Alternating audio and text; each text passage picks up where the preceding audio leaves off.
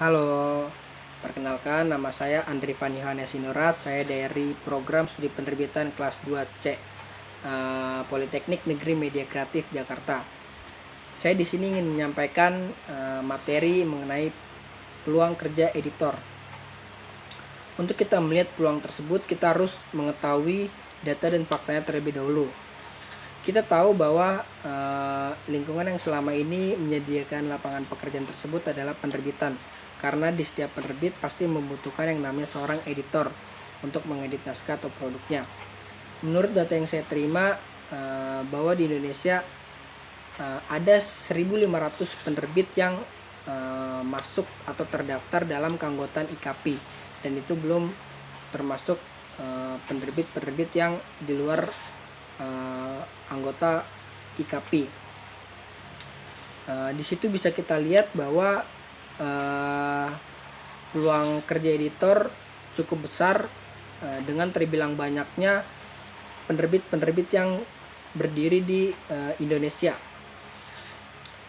Namun dari data yang saya dapat pada tahun 2015 yang diterbitkan oleh IKP, dari jumlah tersebut hanya sekitar 711 penerbit saja yang aktif memproduksi buku setiap tahunnya.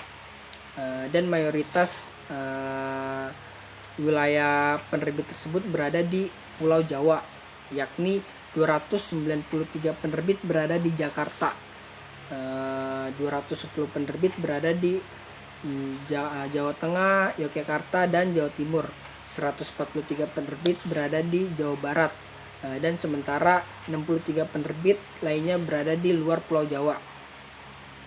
80% penerbit aktif menerbitkan buku 10-50 judul buku per tahunnya. Sementara 17% lainnya mampu menerbitkan buku 50-200 judul buku per tahun. Dan hanya 3% saja penerbit yang mampu benar-benar konsisten untuk menerbitkan buku 200 judul buku per tahunnya. Rata-rata opla buku sekitar 3.000 eksemplar per judulnya.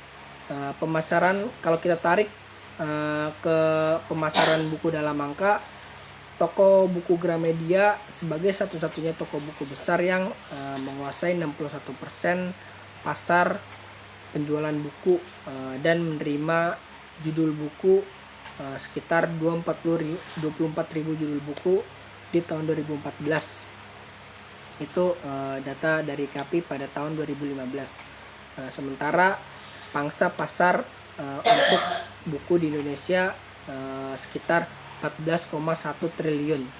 Itu angka yang cukup besar ya.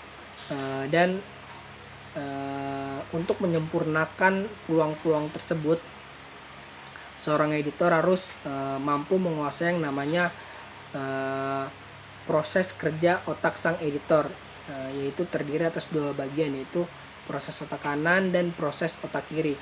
Proses otak kiri terdiri dari keterbacaan, kebenaran fakta dan data, kebenaran teori, kehematan produksi, dan logika bahasa. Sementara itu proses otak kanan ada empati, kreativitas, seni perwajahan, kesederhanaan bahasa, keindahan bahasa. Untuk seorang editor mampu melakukan yang namanya perbaikan dan pengemasan. Dan menurut beberapa sumber yang saya baca, ada beberapa data dan fakta lainnya, yaitu bahwa dalam seminggu setidaknya ada 1-2 lowongan editor di beberapa penerbit.